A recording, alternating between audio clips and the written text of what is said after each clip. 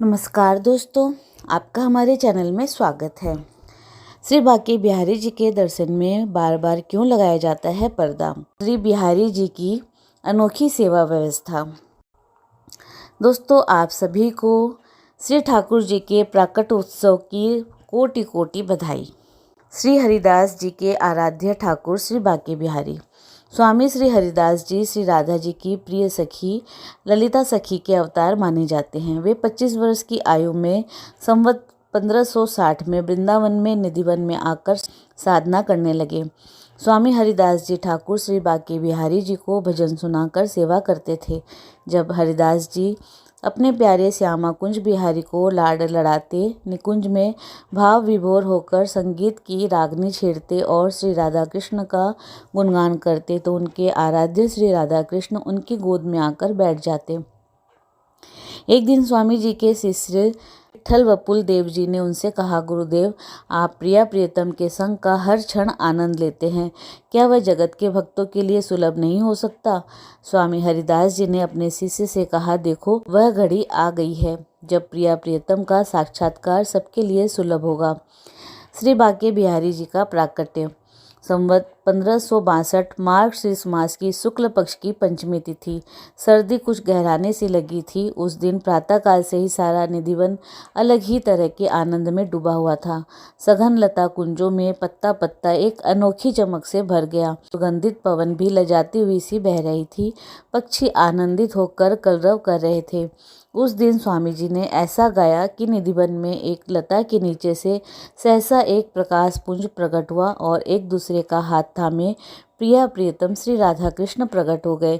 सभी शिष्य प्रकाश पुंज की तरफ विस्मय से देख रहे थे। हल्की बांसुरी की ध्वनि और तभी मुस्कुराते हुए गलबाही दिए प्रिया प्रियतम के साक्षात दर्शन सबको सुलभ हुए। सब कुछ जड़वत हो गया, मानो समय की गति रुक गई हो। स्वामी हरिदास जी ने कहा, प्रभु, सभी देवताओं की सेवा का तो वैदिक विधान है, आपकी सेवा निकुंज के बाहर कैसे होगी? इस पर प्रिया प्रियतम ने कहा कि सेवा तो लाड प्यार की होगी। श्री राधा कृष्ण के अद्भुत छवि को देखकर स्वामी जी ने कहा, क्या आपके अद्भुत रूप और सौंदर्य को संसार की नज़रें सहन कर पाएगी? मैं संत हूँ, मैं आपको तो लंगोटी पहना दूंगा, किंतु श्री राधा रानी को नित्य नए श्रृंगार कहाँ से कराऊंगा? इस जगत को दर्शन देने के लिए आप दोनों एक देह हो जाए। श्री बांके बिहारी जी के श्री अंग में विराजती है श्री राधा रानी। स्वामी जी की विनती पर प्रिया प्रियतम एक दूसरे में समाहित होकर एक रूप हो गए। देखते ही देखते श्री बिहारी जी श्री जी और श्री जी बिहारी जी हो गए।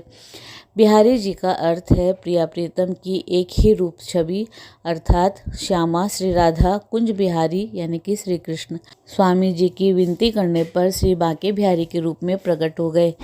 स्वामी हरिदास जी ने श्री बांके बिहारी जी के प्राकट्य के समय यह पद गाया, मायरी सहज जोरी प्रकट बही, रंग की गोर श्याम घन दामनी जैसे, प्रथम हूँ होती अब हूँ आगे हूँ रहिए, न टरिए ऐसे। श्री हरिदास जी के स्वामी श्यामा कुंज बिहारी सम वैसे।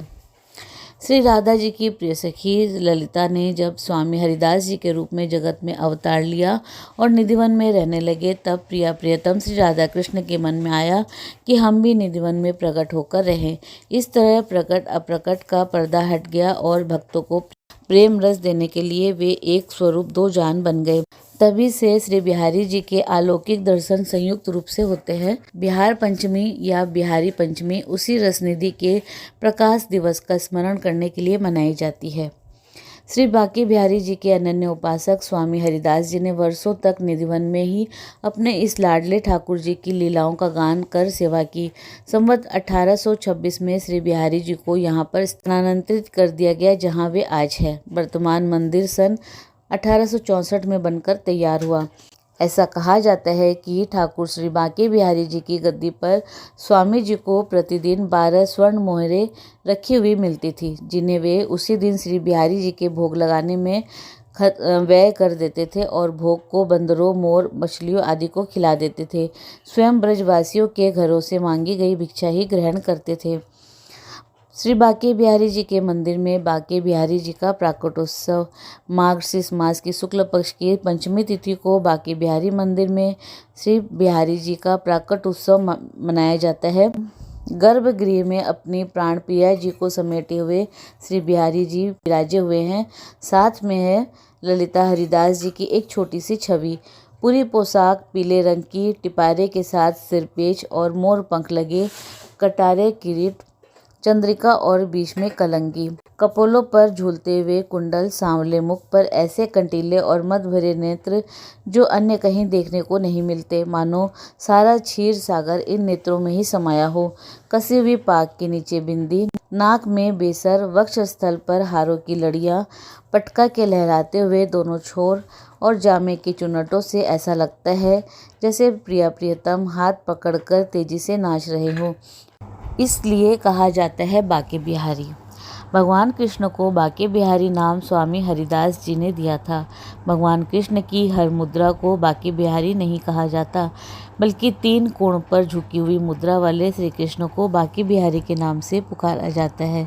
3 कोण यानी कि होठों पर बांसुरी लगाए, कदम के वृक्ष से कमर टिकाए और एक पैर से दूसरे को फंसाए हुए मुद्रा में श्री कृष्ण को बांके बिहारी कहा जाता है। मूर्ति के आगे हर 2 मिनट में लगाया जाता है पर्दा। श्री बांके बिहारी जी की मूर्ति के आगे हर 2 मिनट के अंतराल पर पर्दा लगा दिया जाता है। इसके पीछे मान्यता है कि उनकी छवि को लगातार प्रेम पूर्वक एकटक निहारते रहने से वे भक्त की भक्ति के वशीभूत होकर उनके साथ चले जाते हैं। बांके बिहारी श्री प्रेम के भूखे हैं। वही मान्यता है कि वे भक्त की भक्ति के वशीभूत हो जाते हैं। इसीलिए इस मंदिर में आकर आंखें बंद करके पूजा नहीं की जाती, बल्कि बांके बिहारी जी की आंखों में आंखें डालकर उन्हें निहारा जाता है। कहा जाता है कि बिहारी जी की मूर्ति में ऐसा आकर्षण है जो भक्त को अपनी ओर खींचता है। उनकी आंखों से स्वयं आंसू गिरने लगते हैं। बांके बिहारी जी की कथा। एक बार एक कृष्ण भक्त स्त्री ने अपने पति को वृंदावन जाने के लिए राजी किया था। वो दोनों वृंदावन पहुंचे और बांके बिहारी जी के मंदिर जाकर दर्शन किए। थोड़े दिन वो लोग वहां पर रुक गए और बांके बिहारी जी के दर्शन किए। उस स्त्री के पति ने उसको वापस घर जाने को कहा। तब उस स्त्री ने बांके बिहारी जी से प्रार्थना की कि वह हमेशा उनके साथ ही रहे। फिर वो दोनों घर जाने को निकल गए। वो लोग रेलवे स्टेशन जाने के लिए घोड़ा गाड़ी में बैठे। तभी बांके बिहारी जी बाल रूप में आकर उन दोनों से विनती करने लगे कि मुझे भी साथ ले जाए। इस तरफ मंदिर के पुजारी ने मंदिर में से बांके बिहारी जी को गायब देखा और वह कृष्ण भक्ति स्त्री के प्रेम भाव को समझ गए। तुरंत ही वे उस घोड़ा गाड़ी के पीछे दौड़े और बालक रूप बिहारी जी से प्रार्थना करने लगे। तभी वह बालक वहां से गायब हो गया और पुजारी वापस मंदिर लौटकर आया तो भगवान वहीं पर थे। फिर भगवान के दर्शन किए। ऐसी घटना होने से पति पत्नी ने संसार को त्याग दिया और बांके बिहारी जी की सेवा में अपने सारे जीवन को अर्पण किया। तो बोलिए बांके बिहारी जी की जय। मंदिर की सेवा व्यवस्था के अनुसार केवल जन्माष्टमी के दिन मंगला आरती होती है। साल में एक दिन अक्षय तृतीया को भगवान के श्री चरणों के दर्शन होते हैं। एक दिन हरियाली तीज को झूला दर्शन और एक दिन केवल शरद पूर्णिमा को बिहारी जी वंशी धारण करते हैं। यहाँ नित्य ही उत्सव मनाए जाते हैं। ग्रीष्म ऋतु में ठाकुर जी का प्रतिदिन फूलों का श्रृंगार और फूल बंगला सजता है। ब्रजभूमि के रंगीले छबीले पीठ पटधारी बांके बिहारी ब्रजवासियों के ठाकुर आराध्य और ब्रजाधिपति है। वे नित्य धाम वृंदावन में सदैव लीलारत रहते हैं। वह सबके हैं और सब इनके हैं। इन्हें पा लेने के बाद फिर कुछ भी पाना शेष नहीं रह जाता। तो दोस्तों, आप सभी को फिर से श्री बांके बिहारी जी के जन्म उत्सव की कोटि कोटि बधाई। और इसी प्रकार रोचक जानकारी के लिए आप हमारे चैनल को लाइक शेयर और सब्सक्राइब करें। हमारे चैनल में विजिट करने के लिए धन्यवाद।